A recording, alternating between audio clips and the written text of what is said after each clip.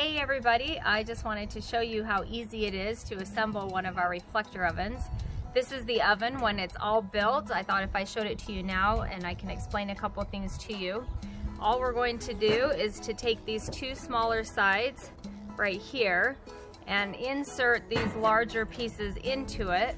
One thing that you do want to note when you're lining them up, on these sides there are 3 holes across one end and 2 holes on the top.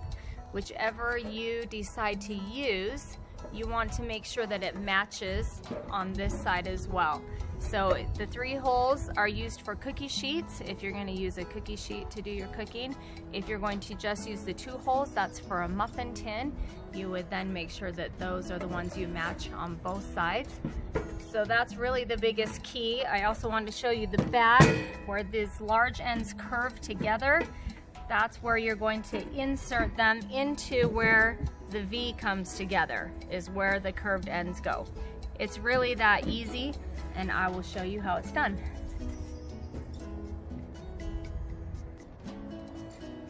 Okay, so I have all the pieces of the reflector oven laid out here. One thing to note is there's no right or wrong way to build this. I'm just going to show you the way that I have found the easiest to do it, but you can do what works for you. One tip I have is if you just grab a small kitchen towel and lay this down as a little bit of a buffer, it tends to help the pieces slide together better.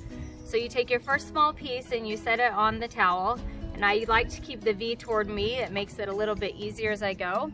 And I pick up a large piece and I'm just going to insert the large piece into those small slots right there. As I grab the second piece, I'm going to do the same thing over here so that I've now created the back of the oven right here in front of me.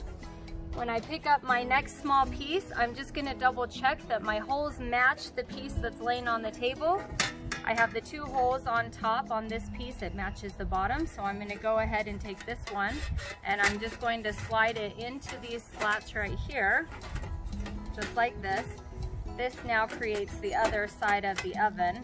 Once you have that done, if you just pick up the bottom and pinch the sides together, that holds the oven together. And voila, it's that easy. Okay, so once you get the oven into this position and it's all built, the only thing left to do is to take your support bars and to thread them through the holes and secure them with the nut. The only decision you have to make is if you're going to use a cookie sheet, you're going to thread the bars through the 3 holes on the side. If you're going to use the muffin tin, you'll thread them through the 2 holes on the side, right down here, and you just match them to the other side. Once you've got those support bars in and the nuts attached to them through the holes, your oven is ready to use.